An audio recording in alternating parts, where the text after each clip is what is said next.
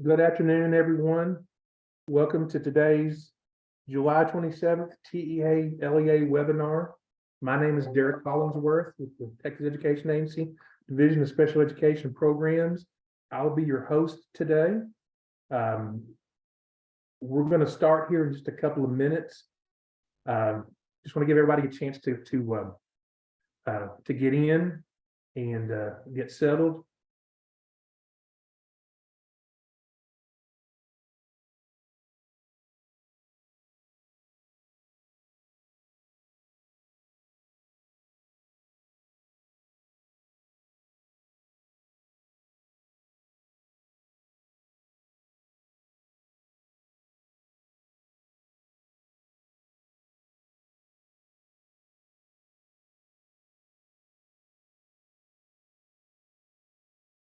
Okay, I see that the number of participants is kind of leveled off, so we'll go ahead and get started again. This is, again, the July 27th TEA LEA webinar. As a reminder to participants, there is no live chat today. However, you're encouraged to put questions in the Q&A section, and the presenters will be able to take a look at those questions after the presentation, and then we'll be able to provide you with responses later. Another reminder, this webinar is being recorded and it will be available on the TEA website in the next couple of days. We have two items on today's agenda. The topics include the SPP clarification timeline, which will be hosted by Lori Merrill. And then the second topic is early childhood special education technical assistance, and that'll be hosted by Terry Breeden. So at this time, Lori, the floor is yours. Perfect, thank you. Good afternoon to everyone. For those of you that may not know me, I am Lori Merrill. I am the new director of the Monitoring, Review, and Support team here at TEA. And we wanted to come here today to kind of preview for you guys the state performance plan clarification process. So let's get started. To kick us off, our objectives are pretty simple. We want to make sure that we outline the ESC, the LEA, and the TEA roles related to clarification for your SPP indicators. We want to look at the LEA participation requirements. We want to look at the clarification requirements and then the procedures to engage in clarification. So to begin, at TEA, we facilitate that clarification process. We will review submissions and notify LEAs of their compliance status. Your ESCs are there to help you by disseminating clarification processes and any other information and offer technical assistance. As the LEA, you guys will be submitting required data via Ascend or the SPP applications until, depending upon which indicator you are engaging in the clarification process. If you are participating in clarifications, you'll submit all required additional elements via Ascend that will be reviewed by the TEA staff. And that information will be provided later on in this presentation. To give you a quick overview of our team, here are your contacts. We have broken them out regionally, as well as provided my contact information and then our general Division of Review and Support phone number and email should you guys have any questions.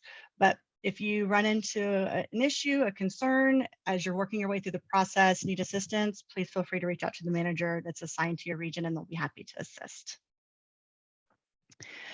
We have developed several clarification resources. We are actively posting those on our TEA SPP indicator webpage. Several have already posted. There's a couple that are still in process. So as well as this presentation will be posted as soon as we can get it up and ready. So, but just a couple of the resources to highlight for you. We have an overview of the process, which provides that overall timeline so that you know what to expect and where you are in the process, depending upon the month and the timing of the procedures and the processes that you're implementing. We've provided a little cheat sheet of what will be submitted to our reviewers during that clarification process, as well as contact information. So that's our first resource, and that resource will also be sent to you when your TEA reviewer reaches out to engage in that clarification process with you. Another resource that has been developed is a step-by-step guidance on how and what to submit in TEA through that Ascend application as it relates to indicators 11 and 12. So this helpful resource will tell you the steps to take, where to upload, what needs to be uploaded, and then your role as the LEA and TEA's role as the reviewer. So definitely check that out. Again, this can be found at the bottom of the TEA SPP indicators page. There is also a resource that's specific to SPP 13. It should be noted that when engaging in the clarification process for SPP 13, it's kind of a two-step.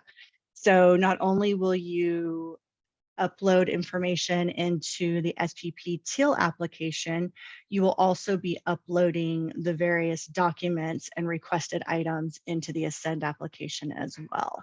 And we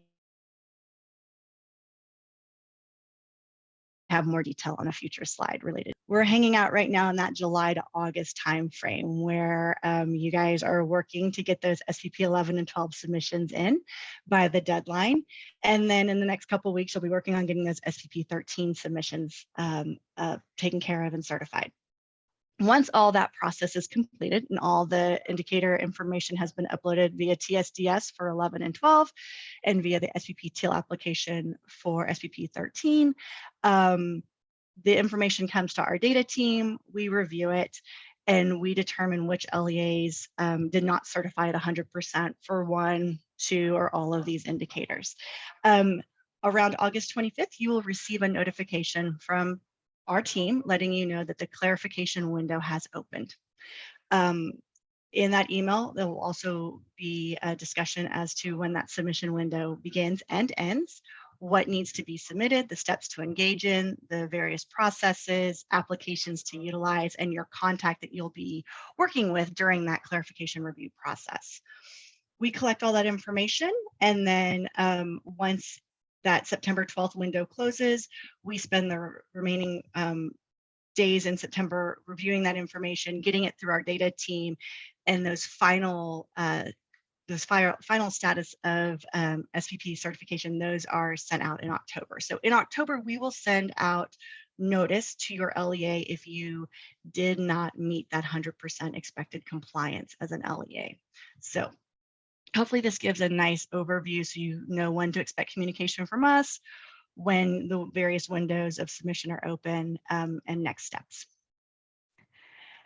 When it comes to clarification, after the TSDS SPP application close date, LEAs that certify less than 100% can submit clarifications containing evidence of any pre-finding corrections for SPP 11A, E, 12, and 13. LEAs are not required to participate in clarification process and may choose one of 3 options: do nothing, verify non-compliance, or verify corrections. So let's look into those options a little more. So option 1, that's the do nothing option. LEAs may choose to do nothing after entering and certifying data during the data entry period. If LEAs choose this option, TEA will make findings of non-compliance based on the data available in the database as of the date of the application closing.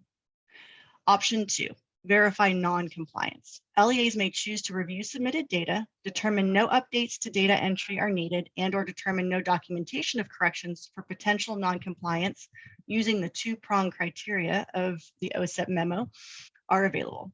The LEA will verify non-compliance by recertifying the application during the clarification period. TEA will then make findings of non-compliance based on the recertification of data. Option 3 is to verify correction. LEAs may choose to update and recertify data to correct any data entry errors and/or document corrections of potential non-compliance using those 2-prong criteria found in the OSEP memo of the clarification period.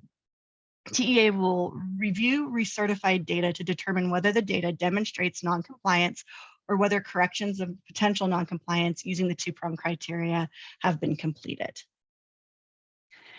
So when it comes to LEA participation requirements, who can clarify SPP noncompliance?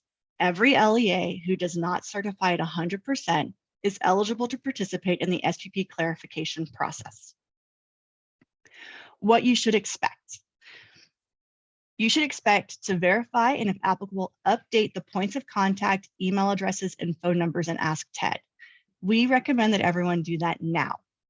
Any contact made to your LEA will be based on the information that is entered in Ask TED as of the time of review. So if you know that you've had a director change, a superintendent change, a point of contact change, go into Ask TED and change that now so that the correct person is communicated with when we do start reaching out about that clarification window opening. All LEAs who certified at less than 100% should receive a notification on August 25th with all of the information necessary to participate in the clarification process. Be sure to check your email, including the spam folders, to ensure you have not missed the email from your TEA point of contact. If you have not received a notification, please reach out to your ESC contact. They will help you connect with someone from our team. If TEA staff has not heard back from the LEA representative, the LEA may miss the opportunity to participate in the clarification process.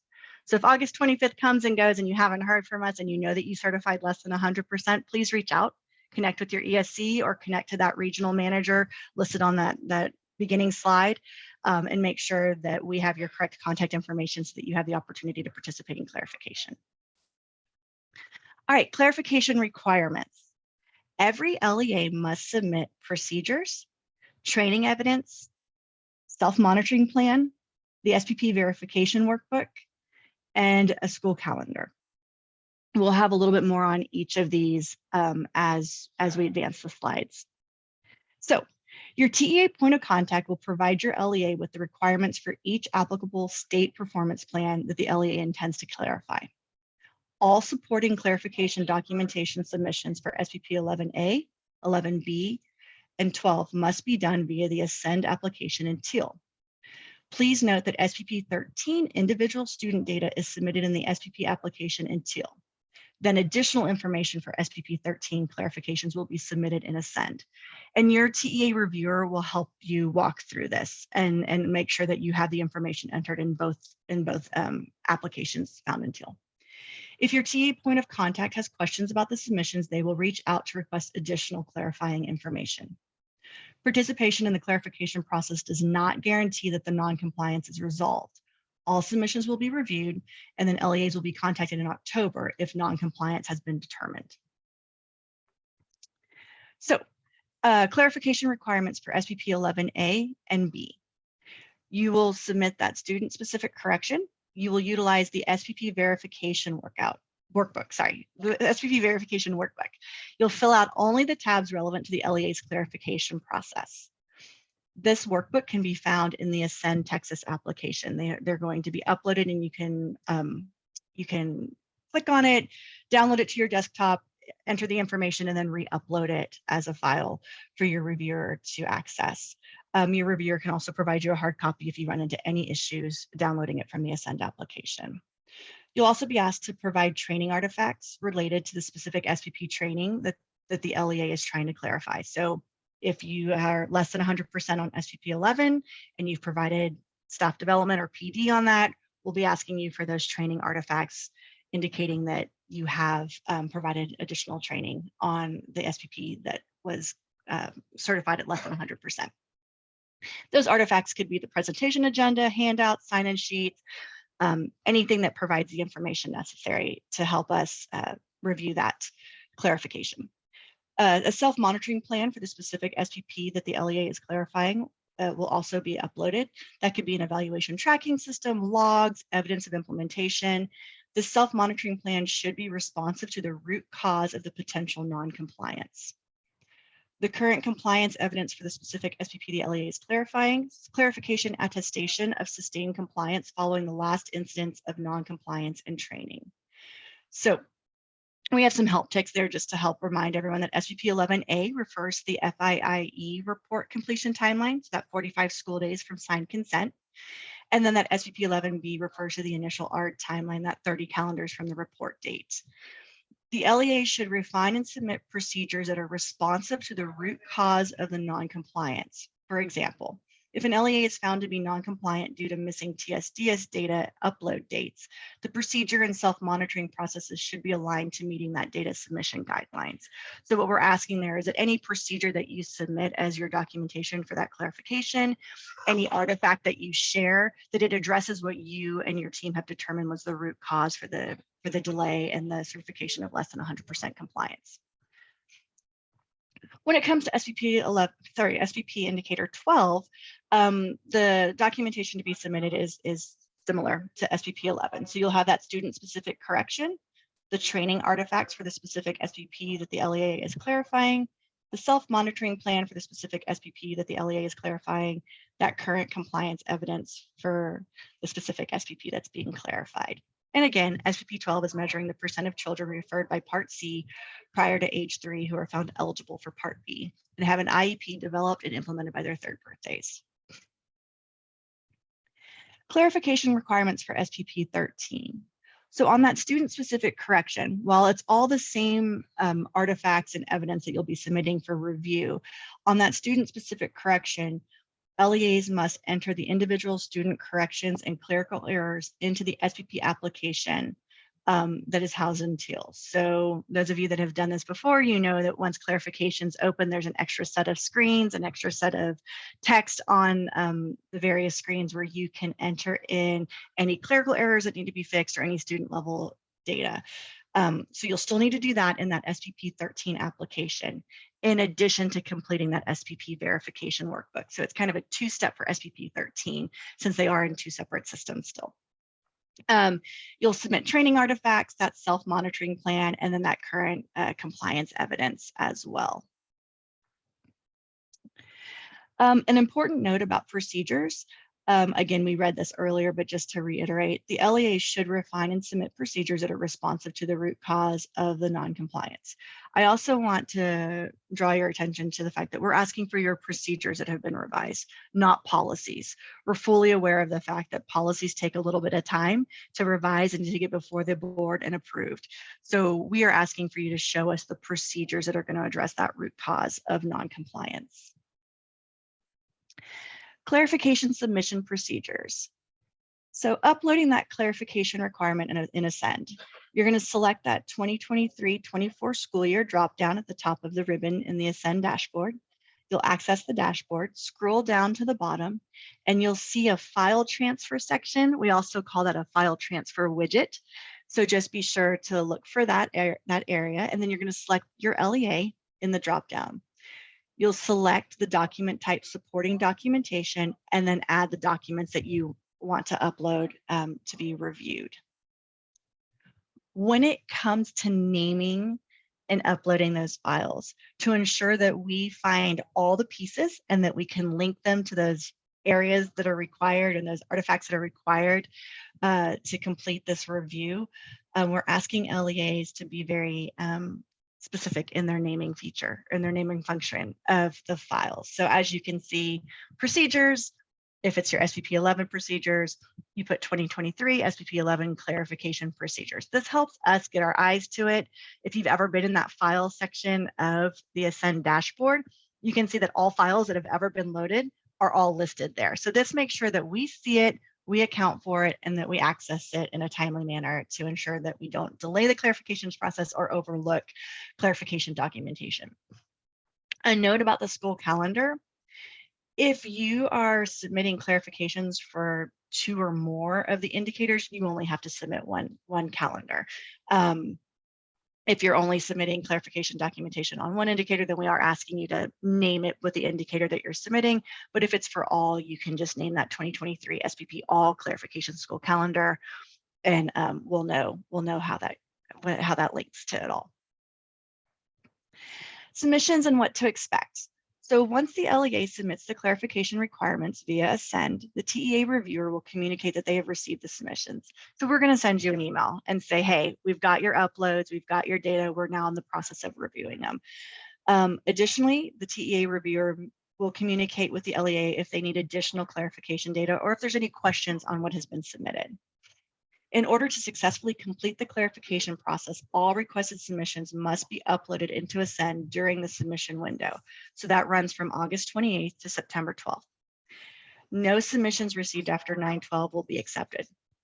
Notifications of non-compliance, if applicable, will be disseminated in October of 2023. So just a couple reminders. When you're requesting access and Ascend, that is an application that is found in your Teal, under your Teal login. And that is where we like to house all of this information. So if you're communicating with my team, we're probably using Ascend to do so. So please be sure that you have access to Ascend. Any of your team members that need to be uploading files, who need to be accessing the information, that they have access to Ascend as well. We've provided some helpful links that have some step-by-step directions on how you can gain access to Ascend and kind of how to navigate the Ascend app. The state performance plan verification workbook. The purpose of this verification workbook is to detail each incident of student-specific non-compliance. Note that the reasons must be addressed in the prong 2 requirements. Evidence of student-specific corrections from student files will be verified in the attestation. So please note, student files are not required for upload, because when you complete this workbook and you indicate the FIIE and the IEP, that paired with your school calendar is how we'll verify the corrections and the timelines. This resource will be available in Ascend on the LEA dashboard under resource requirements. So we gave you a little screen grab there so you can see where it'll be listed in your Ascend dashboard. The LEA will need to download the workbook, fill out the relevant tabs, and then upload into the file transfer widget window section, whatever you call it, on the LEA's dashboard. This is not a live document, so the LEA needs to be sure that they're saving their work before they upload, and that you're uploading the most recent version that you want us to review. For additional resources, we have listed the various SPP resources that are on TEA's webpage. You can access specific information on each indicator. You can access and like an overview of all the indicators, as well as that clarification information on that state performance plan indicators page. For any questions you may have, you can reach out to our department. If you have specific questions about the actual collection of your SPP 11 and 12 data, we have provided the link to your TSDS technical champions so that you can connect with them and get that assistance. And then any questions on the SPP 13 data collection, we've provided the SPP teams inbox as well. So thank you guys so much for giving me the time today to share the clarifications process. Like Derek said at the intro, if you guys have any questions, plug those into that Q&A and we'll be sure to get you guys your answers. All right, thank you very much, Lori. Appreciate that. Always a lot of good information. Really appreciate it. Our next topic is early childhood special education technical assistance, and that's Terry Breeden. Thank you, Derek. Good afternoon. I'm Terry Breeden. I'm the State 619 Coordinator at Texas Education Agency. And today I would like to review a few questions that we have received related to State Performance Plan 6, preschool environments, and PEIMS mainstream coding. First, let's look at SPP 6. State Performance Plan Indicator 6 measures the percent of children with IEPs ages 3 to 5 who are enrolled in a regular early childhood program and receiving the majority of their special education services in a regular early childhood program, or in a separate special education class, a separate school or residential facility, or they're receiving special education and related services in the home. Today, let's look at where the child is receiving their special education services. Are they receiving their services in a regular early childhood program? The past couple of years, many districts have reported that pre-K enrollment has decreased. Families elected that their child not participate in the pre-K program, either virtually or in person. Several districts reported that this impacted the makeup of their pre-K classes, and sometimes the majority of the children in the pre-K classrooms are children receiving special education services. Although we are approaching pre-pandemic enrollment nationally, we still did get this question in the spring as children are enrolling in pre-K. Now, this raises two questions. Is the child attending a regular early child program? And can the child be coded mainstream 40 if the majority of the students are receiving special education services? Let's look at the first question. Is the child attending a regular early child program? A regular early childhood program for the purpose of the Office of Special Education Programs required data collection is defined as an early childhood program that includes a majority of the children without disabilities. The location code decision tree helps determine the location code for reporting educational environments for children ages 3 to 5. And if you'll look where that red arrow is pointing, it says a regular early childhood program includes at least 50% of non-disabled children, and it includes kindergarten, public and private, preschool classes, public or private, group child development center or childcare, and Head Start. Now let's look at question and answer 2. Can a child be coded mainstream 40 if the majority of the students are students who are receiving special education services? Next slide. Thank you. So can the child be coded mainstream 40 if the majority of the students are students who are receiving special education services? We're on question 2.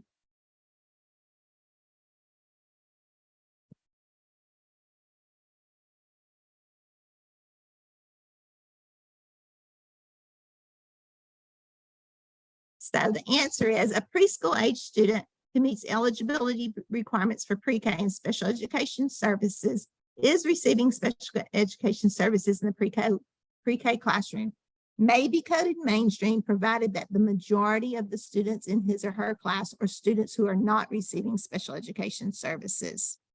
In order to code a student mainstream 40, the majority of the students in the program must be students who are not receiving special education services. On page 114 of the student attendance accounting handbook, it states a preschool age student who meets eligibility requirements for pre-K and special education services and is receiving special education services in the pre-K classroom may be coded mainstream, provided that the majority of the students in his or her class are not receiving special education services. Our next question, question 3, is how do we get funded for an ineligible early childhood special education student? When I make a student a 4 or 5 ADA, it turns off funding. So after a little research, I found that it states on page 199 of the student accounting handbook that when a student is eligible for special education, but not eligible for pre-K is served in the pre-K classroom, a special education teacher must be in the classroom for the student's entire instructional day for ADA and weighted funding to be generated. If the special education teacher is not in the pre-K classroom for the entire day, the ADA and weighted funded will not be generated. And then, next slide. And then on page 127 of the student accounting handbook, it states that when a student who's eligible for special education but is not eligible for pre-K is served in the pre-K classroom, a special education teacher must be in the classroom for the entire time to be coded mainstream, or the teacher must be duly certified. And then I have some resources where, some of these answers were located. We have State Performance Plan Indicator 6 on the next slide. Preschool environments. This link has information related to SPP, including measurement, calculation, and FAQ, the location code decision tree, and technical assistance on IEP development. We have the student attendance accounting handbook. It has a wealth of information and examples on PEIMS coding. It's a valuable resource for answering questions related to early childhood special education. And then we also have our National Early Childhood Technical Assistance Center. It provides technical assistance to states and has resources related to early childhood special education to support states and families with young children with disabilities. Next slide. I've included links, so if you have questions related to PEIMS, those can be answered through the Texas Student Data System, an incident management system. It's available within the TIL system. And then if you have SVP related questions, they may be submitted to svp@tea.texas.gov. And like Derek said, if you have any questions, you can, I'll be glad to research those and get back to you. Thank you. All right, thank you very much, Terry. That concludes the agenda's topics for today. As a reminder, if you do have questions for either Lori or Terry, please be sure to include them in the Q&A section, and we'll review those and do our best to get an answer to you in a timely manner. As a further reminder, this meeting has been recorded and will be available on the TEA website in a couple of days. And then the last information that I have is that our next TEA LEA webinar is scheduled for August the 10th at the regular time. And so at this point, this concludes our meeting. Thank you very much. Have a great afternoon.